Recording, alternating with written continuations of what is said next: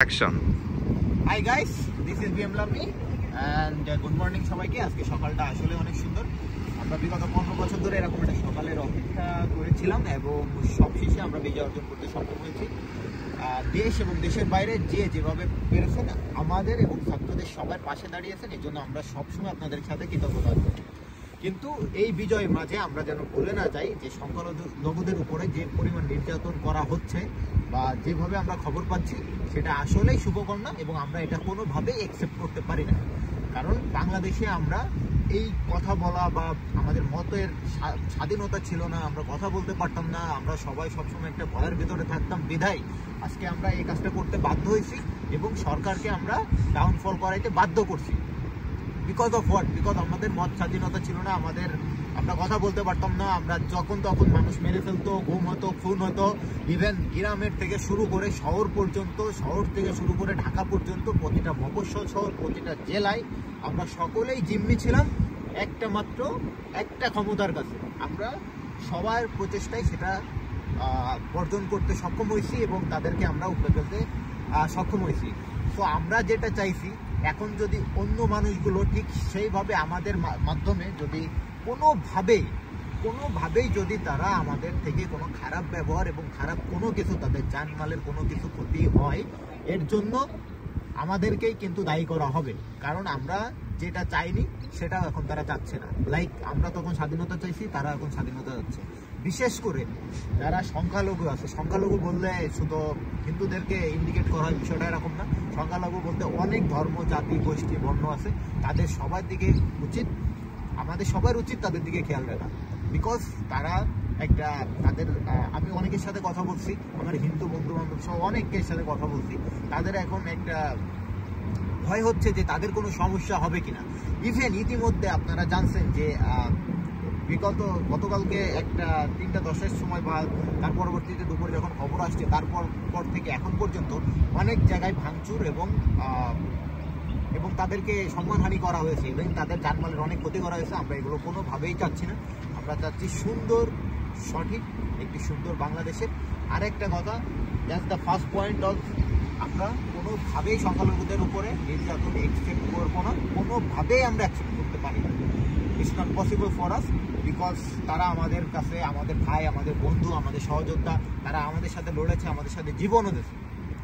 আর দ্বিতীয় যে জিনিসটা আছে সেটা হচ্ছে, আমরা কিন্তু সবাইকে চিনে রাখছি, আমরা সবাইকেই চিনে রাখছি যে কে কি করছেন।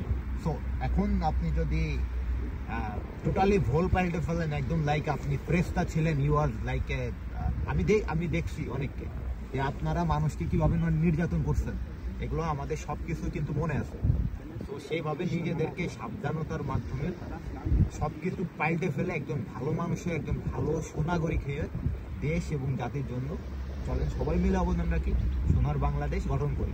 আমি দেখছি যে যারা পড়াশুনো জানে না, আর একটা জিনিস, যারা বর্তমানে নীতি নির্ধারণায় আসবে, যারা নীতি নির্ধারণ করবে, তাদের উদ্দেশ্যে একটা কথা বলবো যে কোনো মানুষ যারা মনুষ্যত্বহীন, বিবেকহীন এবং অশিক্ষিত, এই 3 ধরনের মানুষ যেন কোনোভাবেই আপনার ল মেকার হইতে না পারে।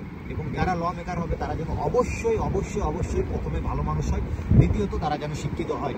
কারণ অশিক্ষিত চালা, অশিক্ষিত টুকাই, অশিক্ষিত সন্ত্রাস, তাদেরকে আমাদেরকে ছাড় ডাকতে হয়েছে। বিকজ অফ আমরা কথা বলতে পারতাম না, আমাদের দেশে স্বাধীনতা ছিল না, আমাদের দেশে সম্মান ছিল না, আমাদের দেশের ভালো মানুষগুলো কখনোই তারা ঘর থেকে বের হতে পারেনি, তারা কখনো কথা বলতে পারেনি, তারা সমাজে নিগৃহীত হয়েছে। বিকজ অফ আমরা অশিক্ষিত মানুষদের প্রাধান্য দেওয়া শুরু করছি। আমরা সেই জায়গাতে বেরোইছি, আমরা আজকে জিম্মি দশা থেকে কাটাইছি, আমরা মুক্তভাবে, স্বাধীনভাবে এই সুন্দর সকালে আমরা কথা বলতে পারতেছি। এরকম কথা আমরা কখনো বলতে পারিনি।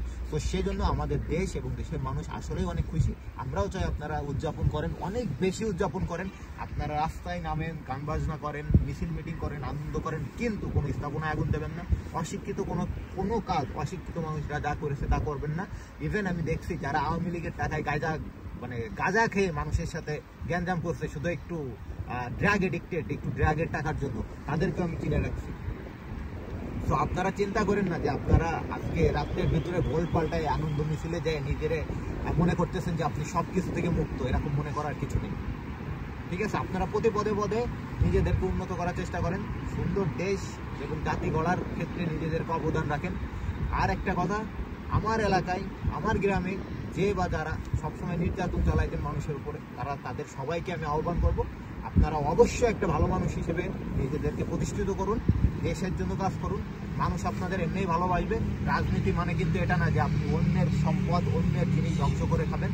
বিগত 15 বছর বিএনপি আওয়ামী লীগ ক্ষমতায় ছিল, এখন আপনি যে দলে আসুক, সেটা যে কেউ হইতে পারে, যেই ক্ষমতায় আসুক না কেন, আপনাদের প্রতি সবসময় আহ্বান থাকবে আওয়ামী লীগ যারা করতো তাদের জানমালের ক্ষতি না করার চেষ্টা করবেন। দেশে আইন আছে, আইনের সুষ্ঠু ব্যবহার সুষ্ঠু প্রয়োগ করার চেষ্টা করবেন। চারিদিকে শিক্ষিত মানুষ যারা আছে, যারা লিটারেট পার্সন, যারা ইলিটারেট না, যারা মনুষ্যত্ব আছে যাদের, তাদেরকে নিয়ে সমাজ এবং দেশ জাতি গড়ার চেষ্টা করবেন। আমাদের কাছে আপনাদের এতটুকুই আহ্বান, আমরা দেশের জন্য সব সময় আছি, আমরা দেশের জন্য সব সময় কাজ করব, কাজ করে গেছি, কাজ করে যাব। শুধু আপনাদের একটু সাপোর্ট আমাদের দেশকে সর্বনিম্ন থেকে সর্বোচ্চ স্তরে উঠাইতে পারে। সো সবাই সাবধানে থাকবেন, কেউ কোনোভাবেই সংখ্যালঘুদের উপর নির্যাতন করবেন না, অশিক্ষিত বিবেকহীন পশুদেরকে কখনো আপনারা ক্ষমতায় দিবেন না। ধন্যবাদ।